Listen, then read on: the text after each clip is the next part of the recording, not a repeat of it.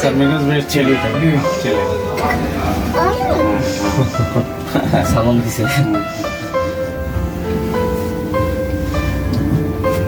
তাতে চলে আসছে। হ্যাঁ তাড়াতাড়ি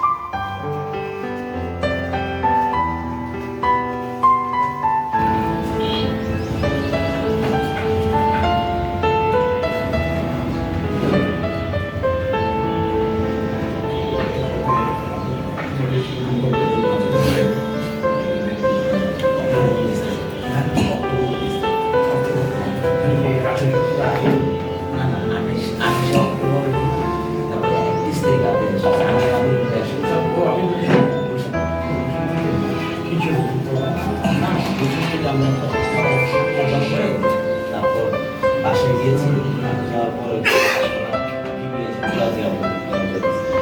মানে আমি এভাবে আমাদের সামনে আমাদের নেতা কর্মীরা আমাদের সহ নির্যাতন করেছে। তার পরক্ষণই বাংলাদেশে যে ঢাকা শহরের 3টা জেল, গাজীপুর শহর সবচেয়ে যে খারাপ জেলটা হাই সিকিউরিটি, সেখানে আমাকে রাখা হয়েছে এবং 100-র অধিক মামলা আমাকে আমার ফ্যামিলির সাথে দেখা করতে দেয়নি এবং ওনারা এমন একটা জায়গা রেখেছে যে কন্ডম সেলে, সেখানে যে ফাঁসির আসামি রাখা হয়। ওই জেলে 2200 আসামি জায়গা হয়, যেখানে 1700 ফাঁসির আসামি এবং বাকি বিভিন্ন মামলার যাবজ্জীবন। এবং ওইখানে বিএনপির মধ্যে সিনিয়র নেতৃবৃন্দের মধ্যে শুধু আমিই ছিলাম। আমার সাথে কেউ দেখা করতে পারতো না, আমাকে একদিন কোর্টে পর্যন্ত নেয়নি যেন আমি কোনো সাংগঠনিক কাজ করতে না পারি। আমাকে কোনো কথা বলতে দিত না। ফ্যামিলি আসলে গেট থেকে আইজি অফিস থেকে পারমিশন নেওয়ার জন্য বলতো। এভাবে এই সরকার নির্যাতন করেছে। আমরা বিএনপি করি, বিএনপি পরিবারের সন্তান। এভাবে এই স্বৈরাচারী সরকার এবং ভাত ও ভোটের অধিকার আদায়ের জন্য যে আমরা নিরন্তর পরিশ্রম করে যাচ্ছি, আমরা তো কোনো ভুল করিনি।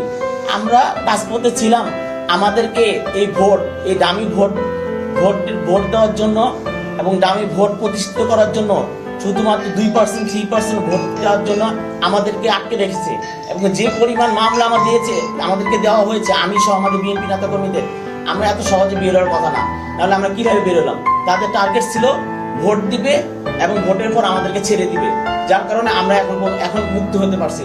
নাহলে যে পরিমাণ মামলা, পুলিশ মার্ডার, বিচারপতি বাসায় অ্যাটাক, অস্ত্র মামলা, সব মামলা আমাদেরকে দেওয়া হয়েছে। নর্মাল একটা আসামিকে এমন একটা মামলা দিলে সে বের হওয়ার কথা না। যার কথা তাদের টার্গেট ছিল এই দামি ভোটের মাধ্যমে সরকার গঠন করবে এবং আমাদের আটকে রেখে তারা সুন্দরভাবে নির্বাচনটা করবে, যার জন্য আমাদেরকে আটকে রেখেছিল। ধন্যবাদ।